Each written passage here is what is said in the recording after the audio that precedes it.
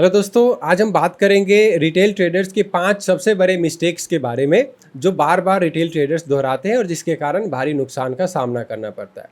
तो पहला मिस्टेक है बिना योजना के ट्रेड करना, बिना तैयारी के, विदाउट एनी प्लान।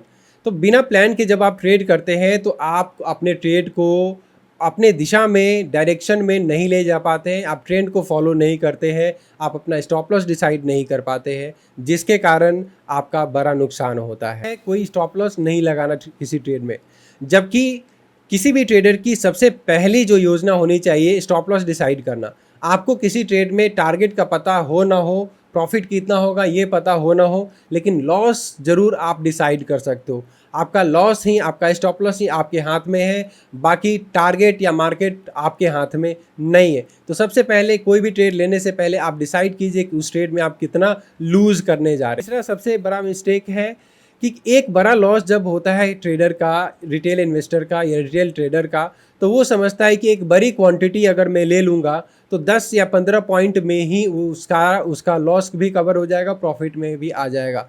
जबकि उसे ये पता होना चाहिए कि हर ट्रेड, जो एक नया ट्रेड हम लेते हैं, उसमें एक नया रिस्क इन्वॉल्व होता है। वो ट्रेड चाहे 5% ही रिस्क क्यों ना हो, 10% ही रिस्क क्यों ना हो, अगर आपके फेवर में नहीं गया तो आपको एक बड़ा लॉस देकर जा सकता है, जिसके कारण भी एक भारी नुकसान का सामना करना पड़ सकता है। चौथा पॉइंट है ओवर ट्रेडिंग। ओवर ट्रेडिंग खासकर जो नए ट्रेडर्स होते हैं, जो रिटेल ट्रेडर्स होते हैं, एक लॉस की भरपाई के लिए, कवर करने के लिए बार बार वो ट्रेड लेते हैं, जिसके कारण उनका ब्रोकरेज जाता है, टैक्स में ज़्यादा लॉस होता है, के कारण भारी नुकसान होता है। पांचवा और अंतिम सबसे बड़ा जो मिस्टेक एक रिटेल ट्रेडर करता है वो है इमोशन में आकर ट्रेड करना।